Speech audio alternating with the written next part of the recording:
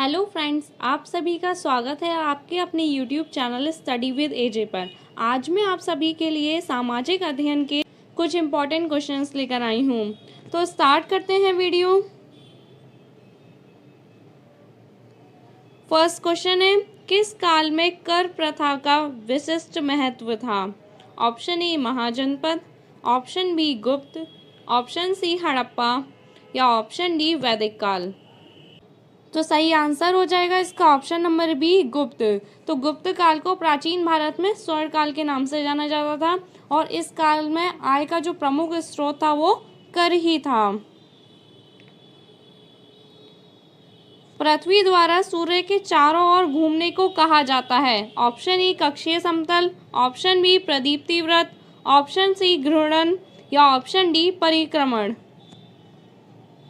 तो जब पृथ्वी सूर्य के चारों ओर घूमती है तो उसको क्या कहा जाता है? चार ऑप्शन दिए गए हैं, सही आंसर बताना है आपको। तो सही आंसर हो जाएगा इसका ऑप्शन नंबर डी परिक्रमण। पृथ्वी सूर्य के चारों तरफ एक दीर्घवृत्ताकार मार्ग पर घूमती है और पृथ्वी अपने अक्ष पर भी घूमती है। जब पृथ्वी अपने अक्ष पर घूमती है तो उसे घूर्णन गति कहा जाता है, जबकि सूर्य के चारों ओर घूमने को परिक्रमण कहा जाता है।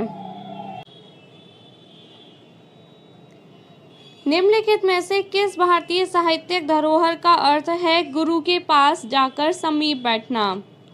तो इसमें आपको बताना है कि किसका अर्थ है गुरु के पास जाकर समीप बैठना। चार ऑप्शन दिए गए हैं, सही आंसर बताना है आपको। तो इसका सही आंसर होगा ऑप्शन नंबर सी उपनिषद। जो उपनिषद होते हैं वो दो शब्द से मिलकर बना है, उप और निषद। इसमें जो उप है उसका अर्थ होता है समीप यानी पास में और निषद का अर्थ होता है बैठना। तो इसका अर्थ हो गया गुरु के पास बैठना। साथ में आप ये भी याद रख सकते हैं जो उपनिषद है उनकी संख्या होती है 108। नेक्स्ट क्वेश्चन देखते हैं।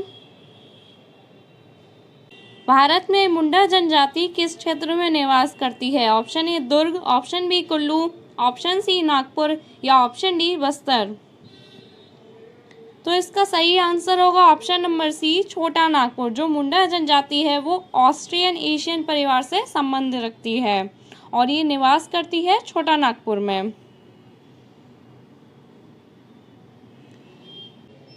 जब किसी व्यक्ति या समूह को किसी प्रतिरूप या इमेज के साथ जोड़ दिया जाता है उसे कहा जाता है। ऑप्शन ए प्रताड़ित, ऑप्शन बी मूर्ति, ऑप्शन सी भेदभाव या ऑप्शन डी रूढ़िव्रत। तो इसका सही आंसर होगा ऑप्शन नंबर डी रूढ़िव्रत।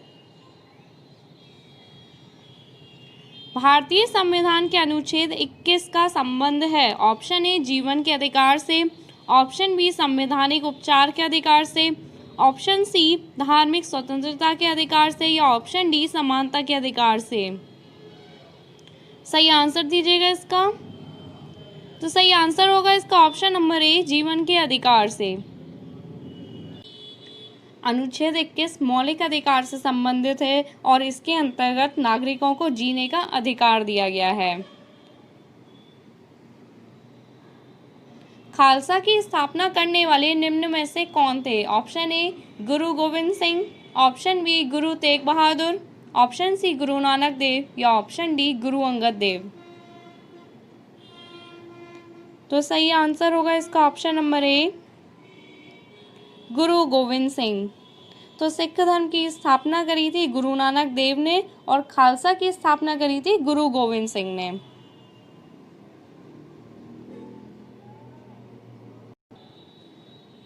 विश्व शांति का विचार किस मुगल शासक ने आगे बढ़ाया? Option A Humayun, option B Jahangir, option C Akbar या ऑप्शन डी शाहजहां। तो सही उत्तर होगा इसका option number C Akbar. Akbar ने ही विश्व शांति के विचार को आगे बढ़ाया। साथ में इन्होंने दीन ए इलाही नामक धर्म की भी स्थापना की थी। नेक्स्ट क्वेश्चन है, कित्तूर के ब्रिटिश विरोधी आंदोलन का नेतृत्व किसने किया? Option A Rani Chennamma, option B Nana Phadnavis, option C Ahilyabai Holkar या ऑप्शन डी रानी लक्ष्मीबाई। तो इसका सही आंसर होगा option number A Rani Chennamma. तो तो कित्तूर के ब्रिटिश विरोधी आंदोलन का नेतृत्व रानी चेन्नम्मा ने किया था और कब किया था ये भी याद रखिएगा, 1824 ईस्वी में किया था। अन्य विद्रोह था जो ब्रिटिश ईस्ट इंडिया कंपनी के विरुद्ध किया गया था।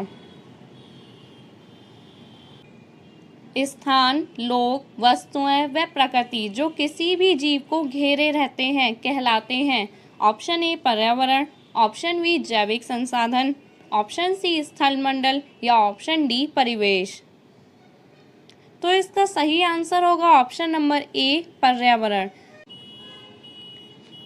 परि प्लस आवरण का अर्थ होता है हमारे चारों तरफ का परिवेश। अगर आपने अभी तक चैनल को सब्सक्राइब नहीं किया है तो चैनल को सब्सक्राइब करें, बेल आइकन को ज़रूर दबाएं। पिंड जिसमें अपनी ऊष्मा व प्रकाश नहीं हो लेकिन वे तारों की रोशनी से चमकते हैं उन्हें कहा जाता है। ऑप्शन ए ग्रह, ऑप्शन बी खगोलीय पिंड, ऑप्शन सी तारे या ऑप्शन डी तारामंडल। तो वो क्या चीज़ है जिसकी अपनी ऊष्मा और प्रकाश नहीं होती है लेकिन वो तारों की रोशनी से चमकते हैं, उन्हें क्या कहा जाता है? तो इसका सही आंसर होगा ऑप्शन नंबर ए ग्रह कहा जाता है। और सूर्य क्या है? सूर्य भी एक तारा है। नेक्स्ट है, निम्न में से वायुमंडल की कौन सी परत वायुयान उड़ान के लिए आदर्श है? ऑप्शन ए समताप मंडल, ऑप्शन बी वायुमंडल, ऑप्शन सी क्षोभ मंडल या ऑप्शन डी आयन मंडल। तो सही उत्तर दीजिएगा इसका कि वायुयान उड़ाने के लिए कौन सी वायुमंडल की परत बिल्कुल आदर्श है। तो सही आंसर होगा इसका ऑप्शन नंबर ए समताप मंडल, क्योंकि समताप मंडल में जो तापमान होता है वो बिल्कुल समान होता है जिसकी वजह से वहाँ पर आंधी, बारिश और तूफान नहीं होते हैं। सही आंसर हो जाएगा इसका ऑप्शन नंबर ए। जब कोई शिलाखंड दबाव व कठोरता के कारण परतदार शैल में बदल जाते हैं उन्हें कहते हैं। ऑप्शन ए अवसादी शैल, ऑप्शन बी प्रारंभिक शैल, ऑप्शन सी आग्नेय शैल या ऑप्शन डी कायांतरित शैल। तो सही उत्तर दीजिएगा इसका। तो सही आंसर होगा इसका ऑप्शन नंबर ए अवसादी शैल, क्योंकि अवसादी शैल परतदार चट्टानें होती हैं और इसी शैल में जीवाश्म भी पाए जाते हैं। जब बहुत सी औद्योगिक इकाई एक दूसरे के नज़दीक स्थित होती हैं और अपनी नज़दीकी का लाभ उठाती हैं वह कहलाता है। ऑप्शन ए बाजार अर्थव्यवस्था, ऑप्शन बी असेंबली लाइन उत्पादन, ऑप्शन सी औद्योगिक तंत्र या ऑप्शन डी औद्योगिक क्षेत्र। तो सही उत्तर होगा इसका ऑप्शन नंबर डी औद्योगिक क्षेत्र। निम्न में से कौन से वनों की पत्तियों की गिरने का निश्चित समय नहीं होता, इसलिए वे कभी अनावृत नहीं दिखते हैं?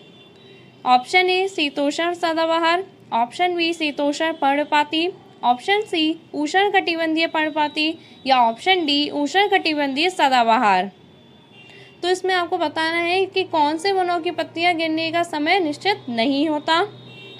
तो सही आंसर होगा इसका ऑप्शन नंबर डी उष्णकटिबंधीय सदाबहार। तो ऐसे वन वहाँ पाए जाते हैं जहाँ पर जो वार्षिक वर्षा है वो 200 सेंटीमीटर होती है और इस प्रकार के वृक्षों की पत्तियां पेड़ से नहीं गिरती हैं। उदाहरण के तौर पर हम देख सकते हैं रबड़, मेहगनी या रोजवुड का पेड़। भारत की सर्वोच्च कानून निर्माण संस्था है। ऑप्शन ए राष्ट्रपति, ऑप्शन बी न्यायपालिका, ऑप्शन सी संसद या ऑप्शन डी प्रधानमंत्री व उसका मंत्रिपरिषद। तो सही आंसर होगा इसका ऑप्शन नंबर सी संसद। इसे केंद्रीय व्यवस्थापिका भी कहा जाता है संसद को। जब राज्य धार्मिक क्रियाओं में से किसी प्रकार का हस्तक्षेप नहीं करता तो उसे कहा जाता है। ऑप्शन ए प्रभुसत्ता, ऑप्शन बी राजतंत्र, ऑप्शन सी स्वेच्छाचारी या ऑप्शन डी धर्मनिरपेक्षता। तो सही आंसर होगा इसका ऑप्शन नंबर डी धर्मनिरपेक्षता। इसमें कहा गया है कि प्रत्येक नागरिक को अपना धर्म मानने का अधिकार है।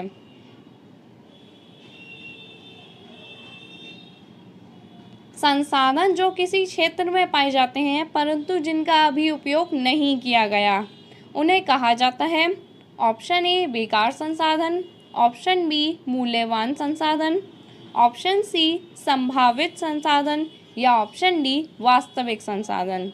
तो इसमें क्वेश्चन में पूछा गया है कि ऐसे संसाधन जिनका अभी तक उपयोग नहीं किया गया उन्हें क्या कहा जाता है। तो सही उत्तर दीजिएगा इसका। सही आंसर होगा इसका ऑप्शन नंबर सी संभावित संसाधन। तो इन संसाधनों का प्रयोग भविष्य में होने की संभावना होती है। नेक्स्ट है मुगल वास्तुशिल्प मिश्रण है।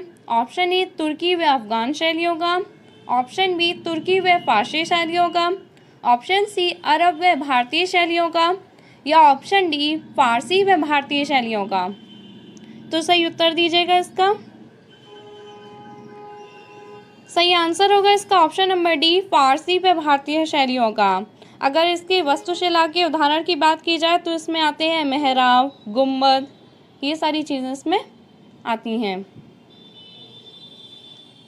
नेक्स्ट है भारत का मानक देशांतर है। 4 ऑप्शन दिए गए हैं, इसमें सही उत्तर बताना है आपको। तो इसका सही आंसर होगा ऑप्शन नंबर सी। तो यह देशांतर रेखा इलाहाबाद के पास नैनी से गुजरती है। अगर आपको वीडियो अच्छी लगे तो वीडियो को लाइक कीजिएगा। अब आप हमारे टेलीग्राम ग्रुप से भी जुड़ सकते हैं, लिंक आपको डिस्क्रिप्शन बॉक्स में मिल जाएगा, जहां आपको फ्री PDF और ई बुक्स प्रोवाइड कराई जाएंगी।